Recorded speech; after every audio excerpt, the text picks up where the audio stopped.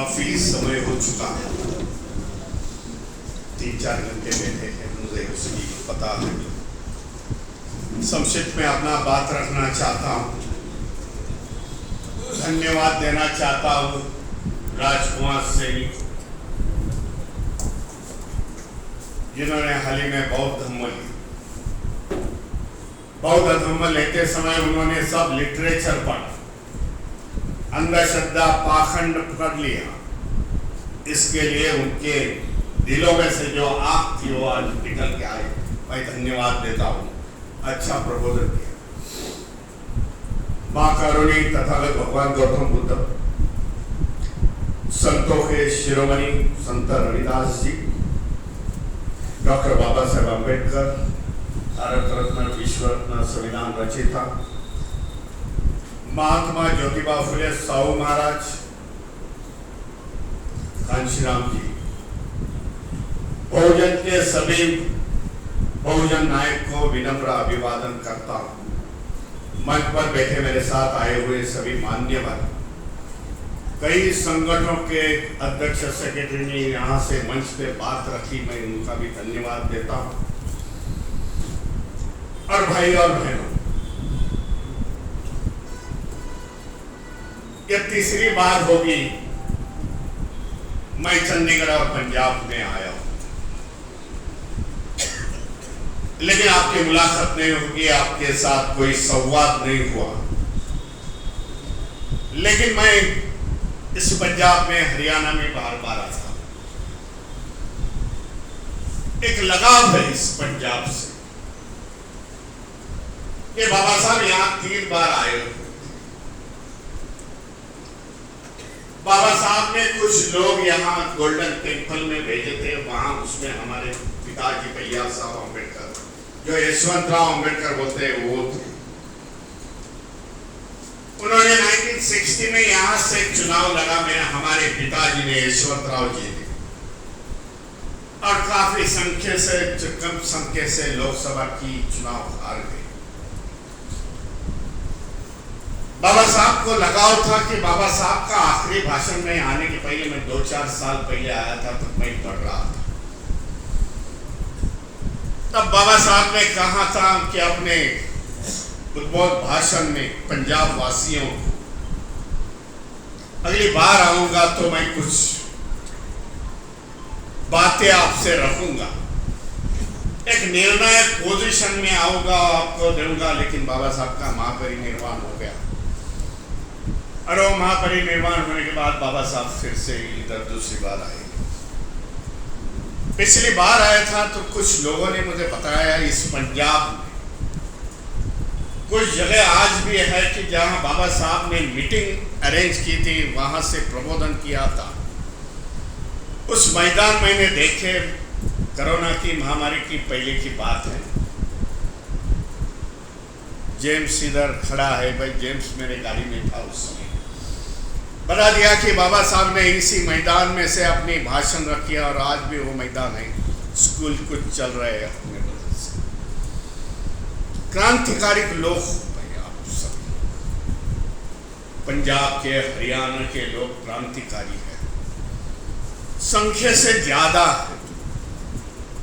हमारी मेजॉरिटी देखी जाए तो हम संख्या में ज्यादा, और हम लोग इकट्ठा आ गए तो हम पंजाब में, हरियाणा में राज करें।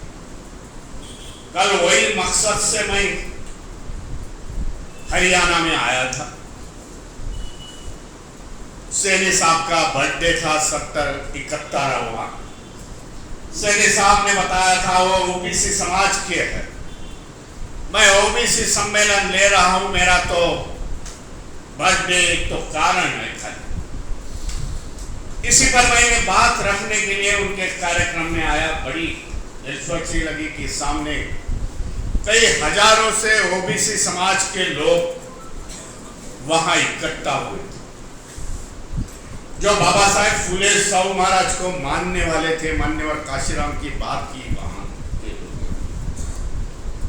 और चाहते हैं इस देश में फिर से एक दफे राजनीतिक सामाजिक क्रांति आए। भाई मैं परिवर्तन देख रहा हूं इस देश में। क्योंकि मेरे आदि के वक्त ने मेरे कैप्टन जी ने बता दिया कि मैं कई महीनों में यहाँ वहाँ भारतीय बौद्ध महासभा के लिए, बुद्धिस्ट सोसाइटी ऑफ इंडिया के लिए, सोशल कॉज के लिए मैं मीटिंगें अरेंज करते जाता हूँ।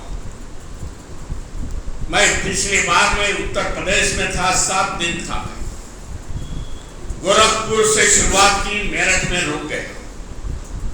350 किलोमीटर में हर दिन एक मीटिंग करके निकला। गोरखपुर उत्तर पूर्व में है और मेरठ पश्चिम में।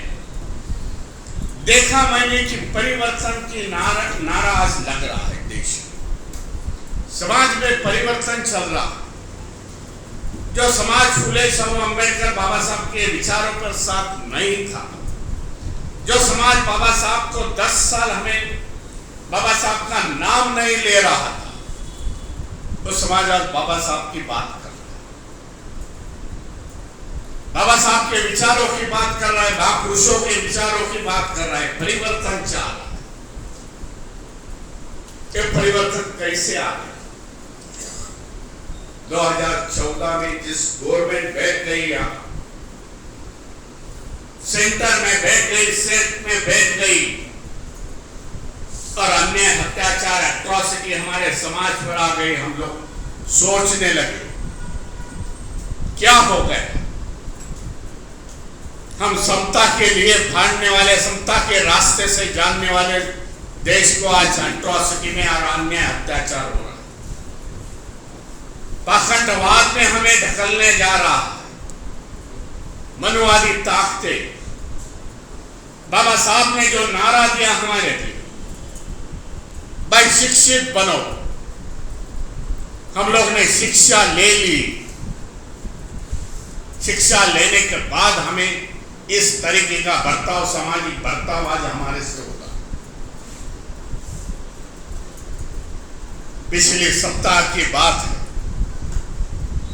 देश के प्रेसिडेंट, जो प्रथम नागरिक बाबा साहब ने संविधान में कहा, और प्राइम मिनिस्टर एक 3rd नागरिक के लिस्ट में, सिटीजनशिप के लिस्ट में प्रथम नागरिक को मंदिर में प्रवेश नकारता दिया, लंबा से पूजा कर लो।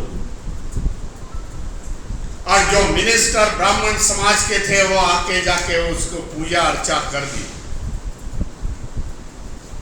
ये दौर आज इस देश में चल रहा है, ये पहले नहीं था। इस व्यवस्था से हमें लड़ना पड़ेगा।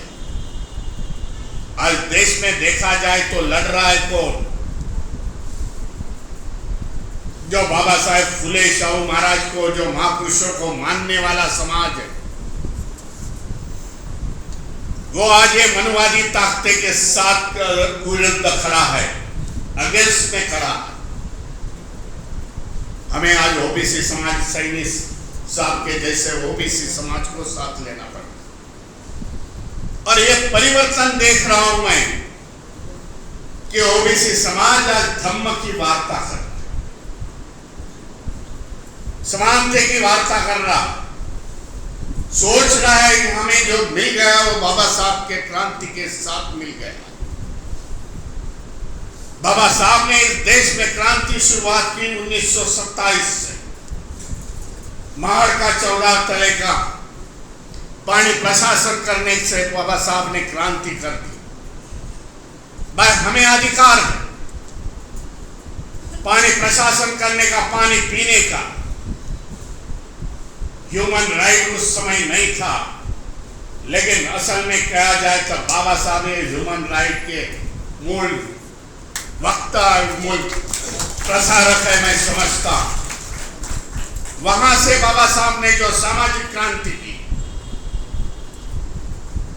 मीडिया की क्रांति की, मुखनायक जिसको 100 साल हो गए, बहिष्कृत भारत, आने वाले 27 में उसको 100 साल हो जाएगा, वो क्रांति की, शैक्षणिक क्रांति की, राजनीति की क्रांति की। शेड्यूल कास्ट फेडरेशन बाबा साहब ने पॉलिटिकल पार्टी निकाली, और पॉलिटिकल पार्टी का जब देखा जाए, निकाल देखा जाए जनरल इलेक्शंस में,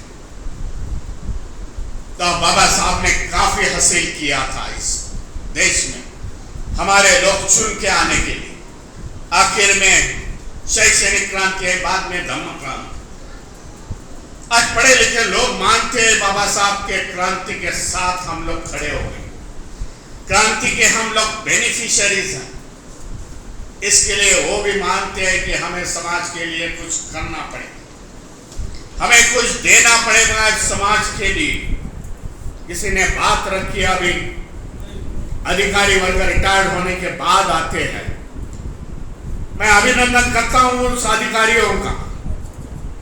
मैं आ जाऊं, जो बचा हुआ तुम्हारा आयुष्य है वो समाज के उत्थान के लिए दे, समाज के उन्नति के दे दो, कुछ ना कुछ दे दो भाई।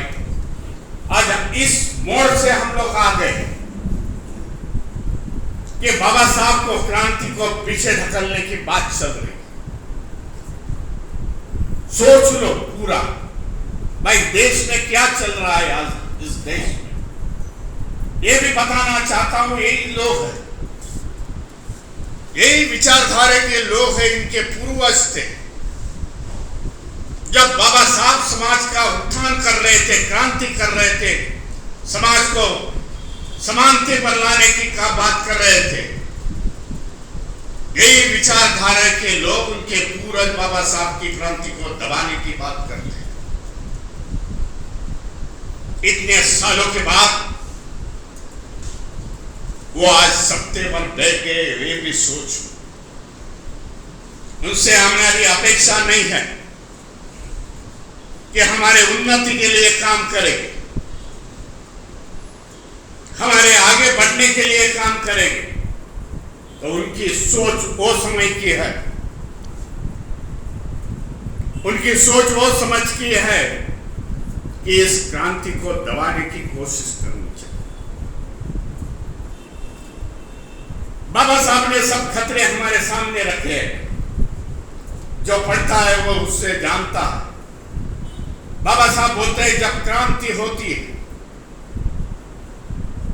क्रांति को दबाने के लिए प्रतिक्रांति होती है। बाबा साहब ने क्रांति उस जमाने की में की, बाबा साहब को क्रांति को दबाने की कोशिश। वही नागपुर के दीक्षा भूमि के कुछ किलोमीटर के आरएसएस के घर से प्रतिक्रांति शुरुआत होगी। आज ये प्रतिक्रांति पूरे देश में फैली हुई है। ये भी सोचो, ये भी सोच लो कि हमें आने वाले समय में क्या करना पड़ेगा। भाई हम लोग पढ़े लिखे तो हो गए, जो मोनोपोली आती है एजुकेशन शिक्षणों में, कि समाज की, ब्राह्मण समाज की जो मोनोपोली थी, भाई ब्राह्मण बच्चे ही पढ़ सकते हैं, हमारे बच्चे पढ़ नहीं सकते। हमारे बच्चे ने वो मोनोपोली तोड़ दी है। मेरिट लिस्ट देखो, यूपीएससी की मेरिट लिस्ट देखो, उसमें आज ब्राह्मण बच्चे नीचे आ रहे हैं, ओबीसी समाज के बच्चे, शेड्यूल कास्ट शेड्यूल ट्राइब के बौद्ध बच्चे आज आगे आ रहे हैं। महाराष्ट्र से आज 10 बच्चे आईएएस हो गए, अभी जो निकाल लग गया पिछले महीने में। इन्होंने देख लिया देश पर राज कौन करता है, तो आईएएस अधिकारी का राज करता, आईआरएस राज करता है इस देश पर। मिनिस्टर तो खाली नाम के वास्ते है। इन्होंने देख लिया कि भाई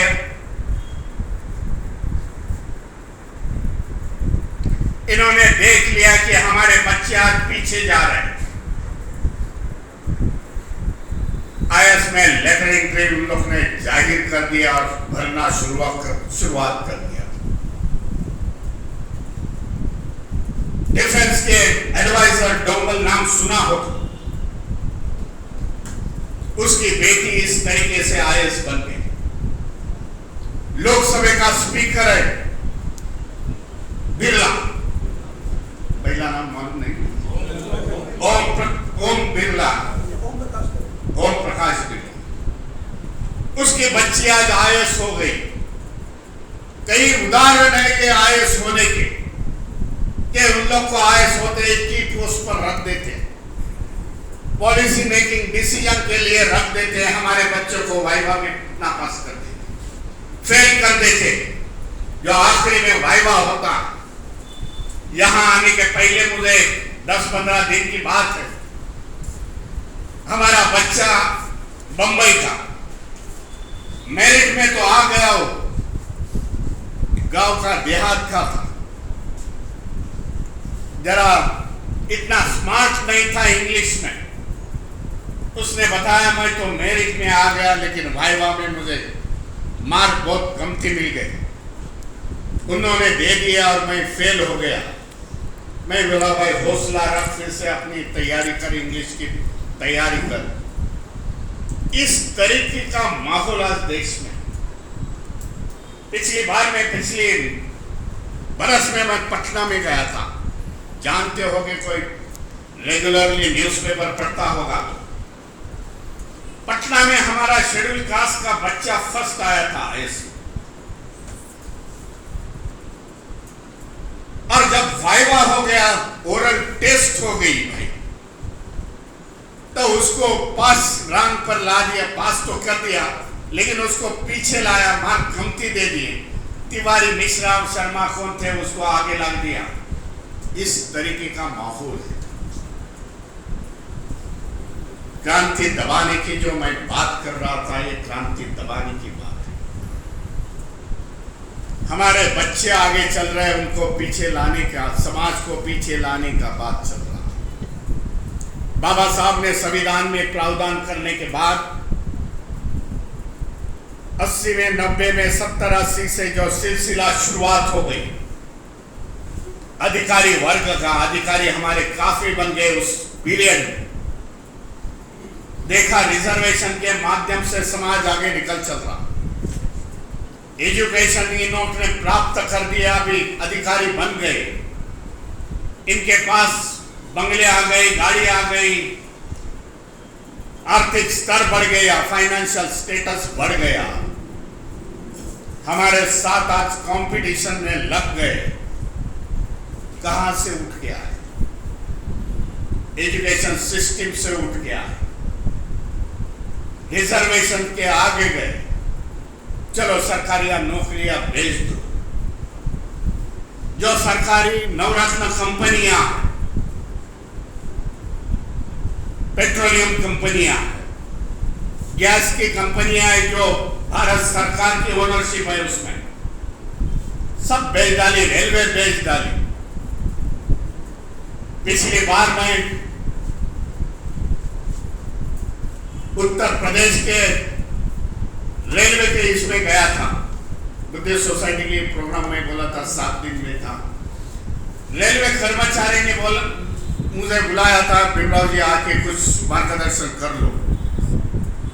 तब उन्हें मैंने बताया, एक जमाने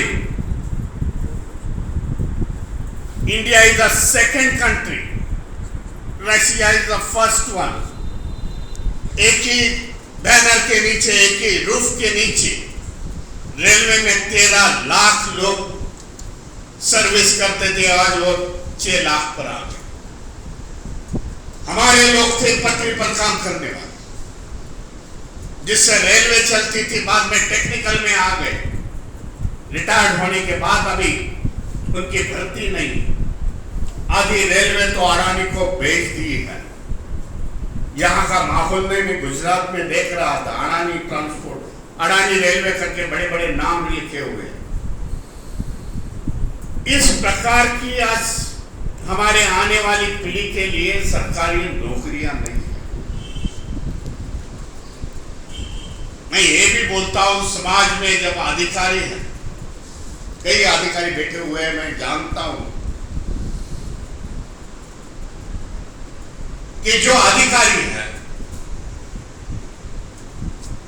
जिनका सपना है कि हमारा बेटा बड़ा होना चाहिए, मेरे से भी बड़े पद पर जाना चाहिए,